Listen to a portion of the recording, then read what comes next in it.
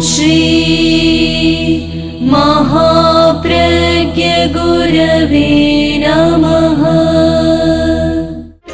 जिसके सांसों में रहता है शाश्वत शांति का स्पंदन, उस महाप्रज्ञ को वंदन, उस महाप्रज्ञ को वंदन। सत्य अहिंसा अनेकांत को अर्पित जिसका तन मन, उस महाप्रज्ञ को वंदन, उस महाप्रज्ञ को वंदन। जिसके सांसों में रहता है शाश्वत शांति का स्पंदन, उस महाप्रज्ञ को वंदन, उस महाप्रज्ञ को वंदन।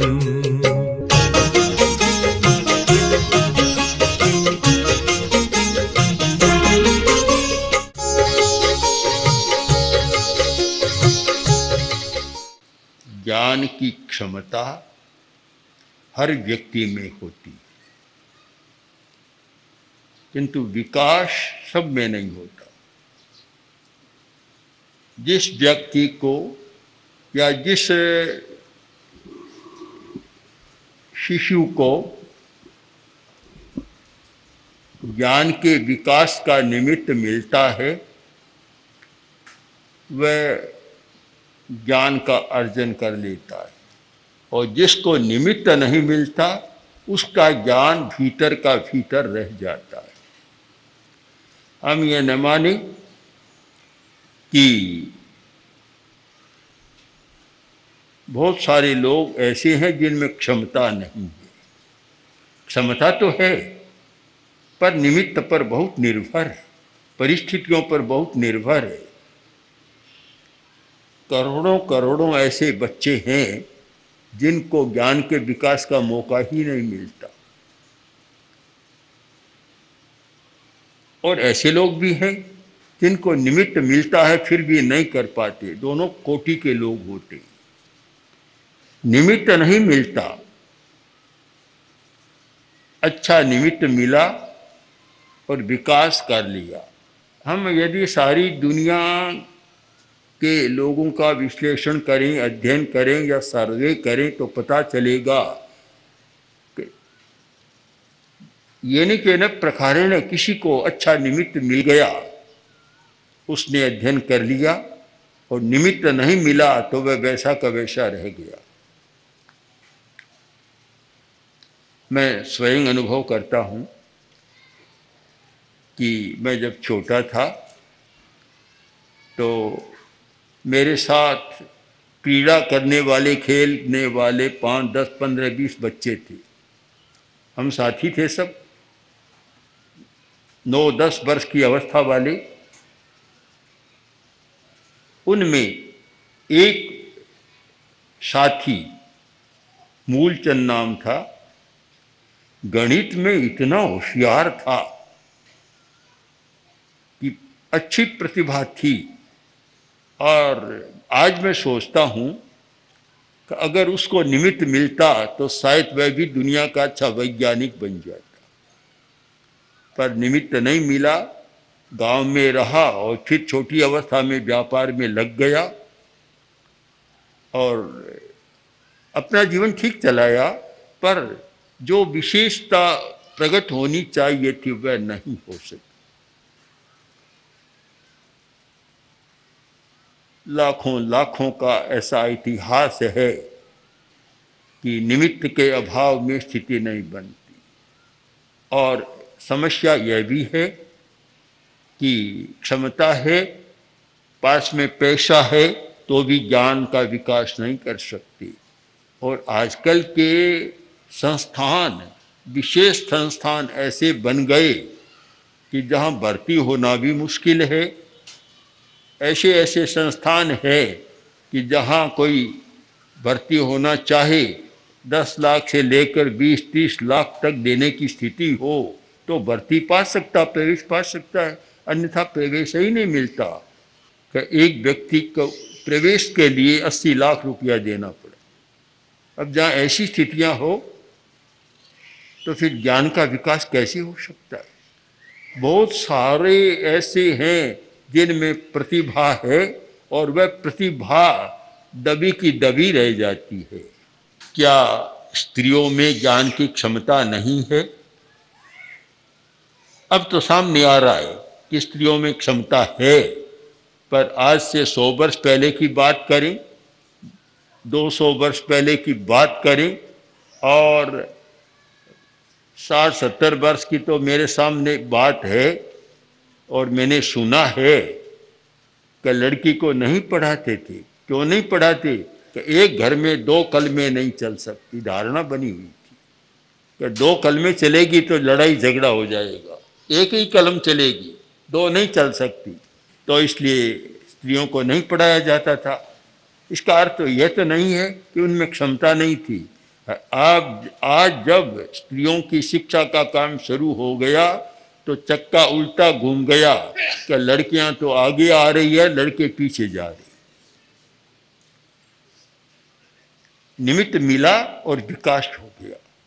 तो ज्ञान के क्षेत्र में भी हमें विचार करना है। हमारा एक दृष्टिकोण निर्मित होना चाहिए और उस पर एक दार्शनिक दृष्टिकोण पर विचार करना चाहिए। दर्शन शास्त्र के या तर्क शास्त्र के 2 शब्द हैं, उपादान और निमित्त।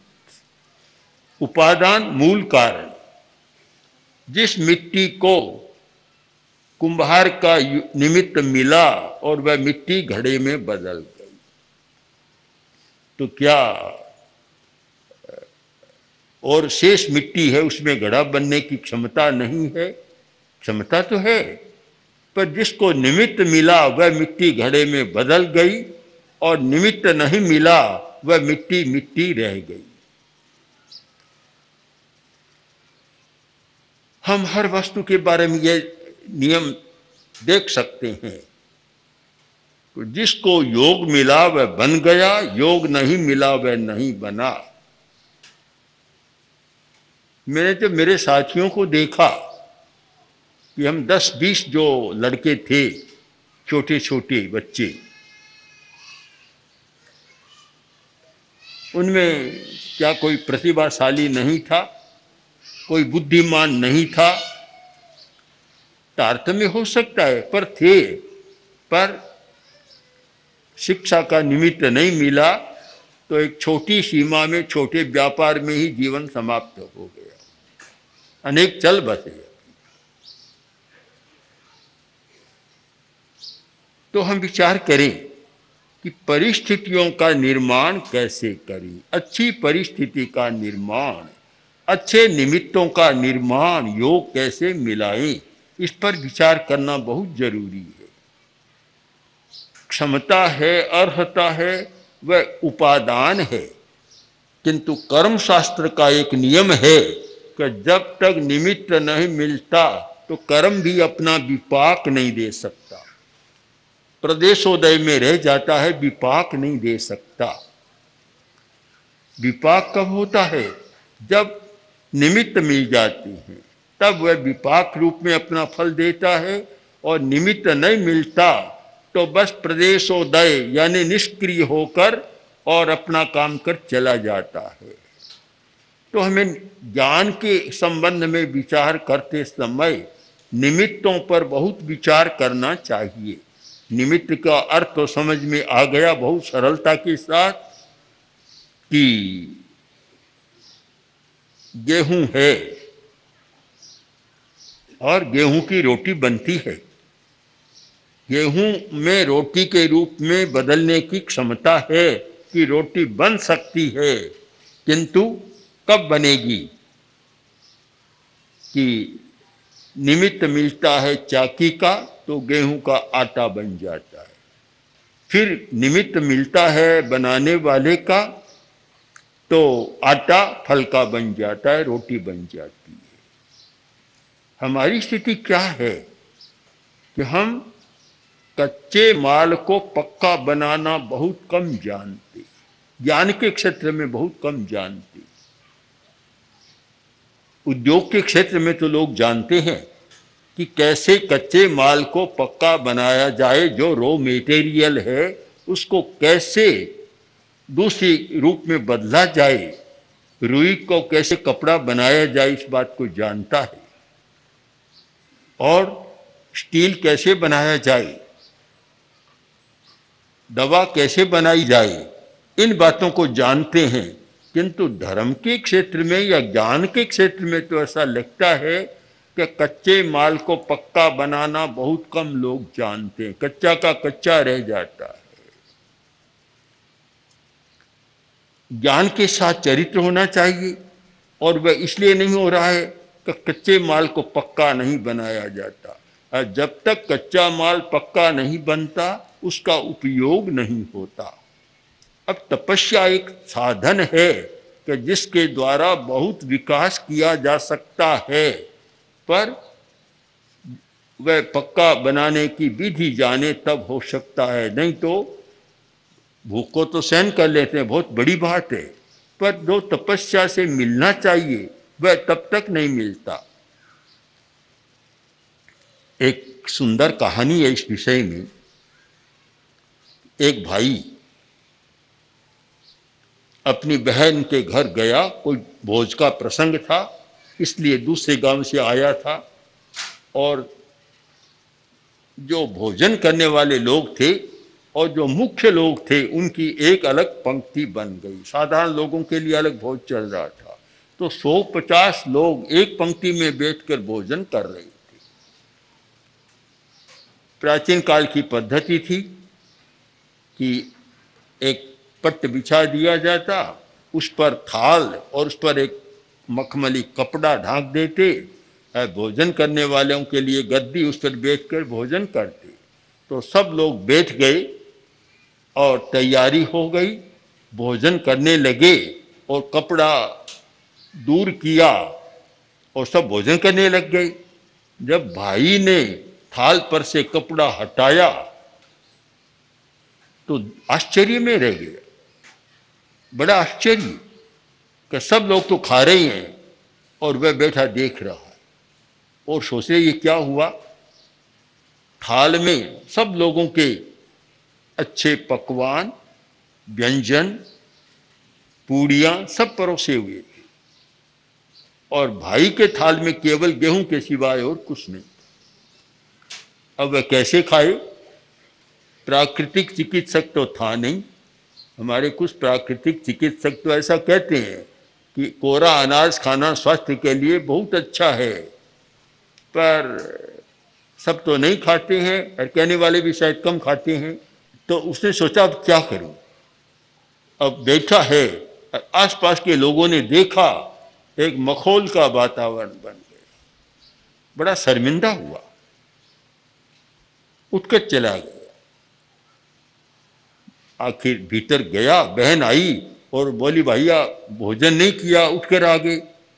उसने कहा बहन क्या किया तुमने, इतने लोगों के बीच में मुझे शर्मिंदा बना दिया, यह कोई मखौल का तरीका होता है क्या? मजाक ऐसे नहीं होती, क्या किया तुमने? अब भाई थोड़ा आवेश में था, बहन तैस में आ गई, बोली भैया ऐसी क्या बात है, सारे भोजन गेहूं से ही तो बनते हैं। बात तन गई, भाई चला गया। समय बीता, 5, 7, 10 महीनों का समय बीता, और फिर घर में, बहन के घर में शादी, और उसकी भांजी की शादी आई। तो शादी के प्रसंगों में कुछ ऐसा होता है कि ननियाल से और बे शादी आते हैं, ये परंपरा चलती है शायद। तो अब वहां से कुछ देश आएगा, घोषणा हो गई, पता लग गया, और बहन ने सोचा मेरा भाई तो बहुत बढ़िया बढ़िया चीजें भेजेगा। पड़ोसियों को भी इकट्ठा कर लिया कि देखो मेरा भाई क्या क्या भेज रहा है। पड़ोसी भी आ गए, पेटियां आई, 8-10 पेटियां, भारी भरकम पेटियां आई। बहन ने सोचा बहुत माल ताल भेजा है, बहुत बढ़िया भेजा है काम। पेटियां रखी, ताला खोला देखा तो एक पेटी में कोरी रुई है और कुछ भी नहीं। दूसरी को खोला, तीसरी को खोला, 8-10 पेटियां खोली, रुई के सिवाय कुछ भी नहीं। मजाक हो गई उसकी भी। लोग चले गए, भाई भी आ गया पेटियों के साथ। तो बहन ने कहा, भाई ये क्या किया, मैंने तो इतने पड़ोसियों को बुलाया था कि तुम्हारी अच्छी लगेगी, शोभा होगी, प्रशंसा होगी, और तुमने तो मखौल करा दी। बोला, बहन इसमें क्या बात है, सारे कपड़े रुई से तो बनते हैं। जब सारी रोटियां गेहूं से बनती है तो सारे कपड़े रुई से बनते हैं, ऐसी क्या बात है। कथा बड़ी मार्मिक है। अब उसके मर्म पर हम विचार करें। यह सच्चाई है कि सारी रोटियां गेहूं से बनती है, इसे हम नहीं झुटलाएं। और यह भी सच्चाई है कि सारे कपड़े रुई से बनते हैं, इसको भी झुटलाने की जरूरत नहीं। किंतु जब तक कच्चे माल को पक्का नहीं बनाया जाता, गेहूं से रोटी नहीं बनाई जाती, तो खाने के काम नहीं आती। और जब तक रुई से कपड़ा नहीं बनाया जाता, तब तक वह कपड़ा पहनने ओढ़ने के काम में नहीं आता। तो इसका निष्कर्ष आप समझ सकते हैं, जब तक कच्चे माल को पक्का नहीं बनाया जाता, हमारे लिए उपयोगी नहीं बनता। शिक्षा के क्षेत्र को लें, ज्ञान के क्षेत्र को और साधना के क्षेत्र को भी लें, दोनों को सोचना है। क्या हम कच्चे माल को पक्का बना रहे हैं? यदि नहीं बना रहे तो गेहूं गेहूं रहेगा, रुई रुई रह जाएगी और कुछ होगा नहीं। एक व्यक्ति संकल्प करता है कि मैं अनावश्यक हिंसा नहीं करूंगा। एक मुनि संकल्प करता है कि मैं अहिंसा के महाव्रत की साधना करूंगा, पालन करूंगा, हिंसा का परित्याग करता हूं। संकल्प कर लिया। मैं मानता हूं यह हमारा कच्चा माल हो गया। एक रास्ता चुन लिया हमने, कच्चा माल हो गया।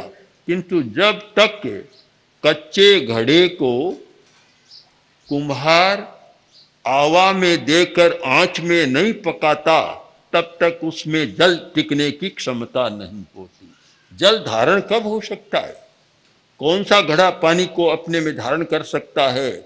जिसने आवा की आंच को सहा है और सहकर पक्का बन गया, वही घड़ा बाजार में आता है, आदमी खरीदता है और उसमें पानी रहता है। कुम्हार ने घड़ा बनाया और आप जाएं और वे कच्चे घड़े पड़े हैं, खरीद कर ले आएं। समझदार तो लाता ही नहीं। हर कोई ले आता है, पानी भीतर डालता है तो क्या होता है? मिट्टी भी खराब और पानी भी खराब। हम किसी भी संकल्प को निमित्तों के द्वारा, अच्छे निमित्तों को जुटाकर न पकाएं, तब तक कुछ भी नहीं होता। जरूरत है निमित्तों की। मैं स्वयं अनुभव करता हूं कि अगर पूज्य कालू गणी मुझे मुनि तुलसी के पास नहीं रखते, वह निमित्त नहीं मिलता, तो मैं नहीं कह सकता कि महाप्रज्ञ बनता या नहीं बनता। क्योंकि बहुत सालों की मैं देखता हूं, अच्छी अच्छी प्रतिभाओं, क्षमताओं को नष्ट होते भी मैंने देखा है, जिनमें बहुत शक्ति थी, नष्ट हो गई। आज भी समाज में देखता हूं, बहुत सारी महिलाएं या बहुत सारे पुरुष ऐसे हैं, गरीबी के कारण, अभाव के कारण या परिसर के कारण, वातावरण के कारण अपनी प्रतिभा को विकसित नहीं कर पाती। बड़ा कठिन होता है। और निमित्त मिलता है तो वे बहुत बड़ा विकास कर लेते हैं। एक युवक का पत्र मैंने पढ़ा, छोगमल चोपड़ा, जो तेरापंथ समाज के एक बहुत बड़े कार्यकर्ता और ऐसे कार्यकर्ता जिन पर किसी को भी एक सात्विक गर्व हो सकता है। वकील इतने भद्र, इतने सत्यवादी, सत्यनिष्ठ कि ऐसे लोग मिलने दुर्लभ हैं। और इतनी प्रतिष्ठा कि न्यायालय में भी जाकर खड़े होते, वे जो कहते, न्यायाधीश भी सोचता कि चौगमल बाबू कह रहा है तो फिर सही बात है। इतनी प्रतिष्ठा थी। उन्होंने एक मेवाड़ के विद्यार्थी को, जो गरीब अवस्था में था, पढ़ने की स्थिति नहीं थी, तो छात्रवृत्ति की व्यवस्था कर, और वह व्यक्ति पढ़ने के बाद एक अच्छा अणुवैज्ञानिक बन गया। फ्रांस में रहता, तेरापन समाज का ही था, किंतु वहीं रहने लग गया। उसका पत्र मैंने पढ़ा तो उसने लिखा कि चौगमल जी साहब, आप यदि उस समय मेरा सहयोग नहीं करते, मुझे छात्रवृत्ति नहीं देते, तो मैं आज इस स्थिति में कभी नहीं पहुंच पाता। आज भी बहुत सारे ऐसे मिल सकते कि अभाव में नहीं कर पाते, और स्थिति समाज की ऐसी है या सरकार की भी कैसी है पता नहीं, कि जो विशिष्ट स्थान है वहाँ एक साधारण विद्यार्थी प्रवेश नहीं पा सकता।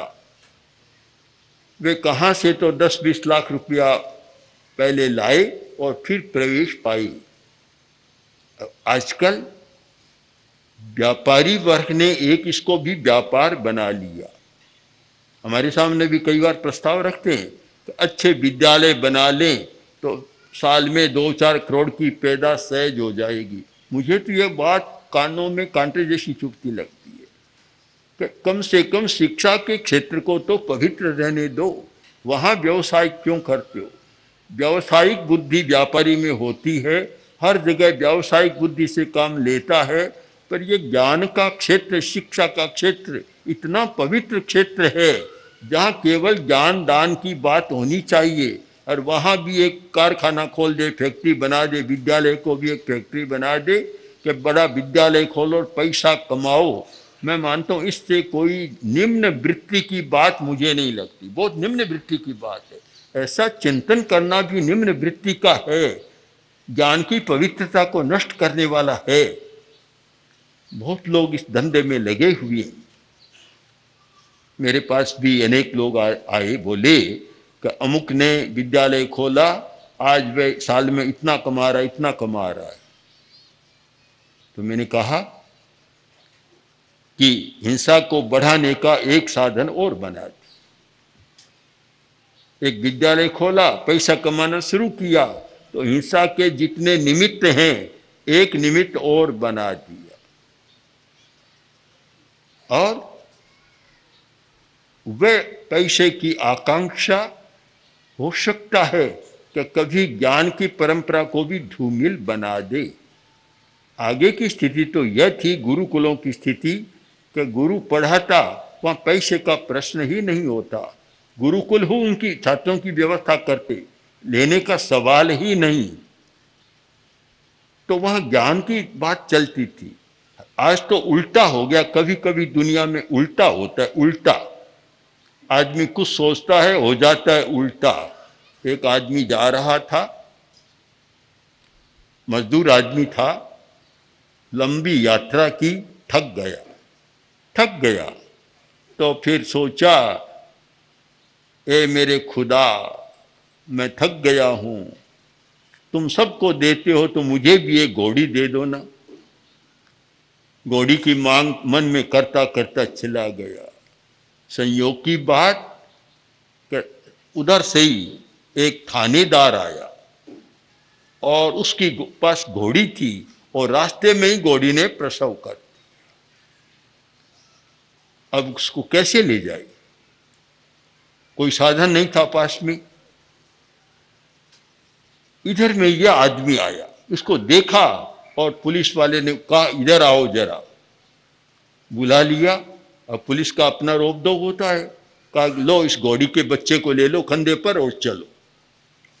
अब बेचारे ने उठा लिया, चल रहा है। अब चलता चलता बोल रहा, ए मेरे खुदा, ये क्या किया? मैंने मांगा था नीचे, दे दिया तुमने ऊपर। उल्टा हो जाता है, कभी कभी उल्टा हो जाता है। आदमी कुछ सोचता है, कुछ मांगता है, कुछ हो जाता है, एकदम उल्टा हो जाता है।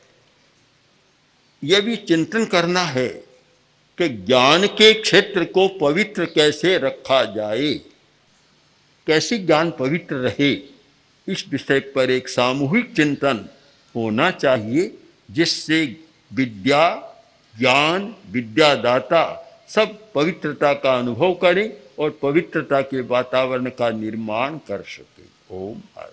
ॐ श्री महाप्रज्ञ गुरवे नमः।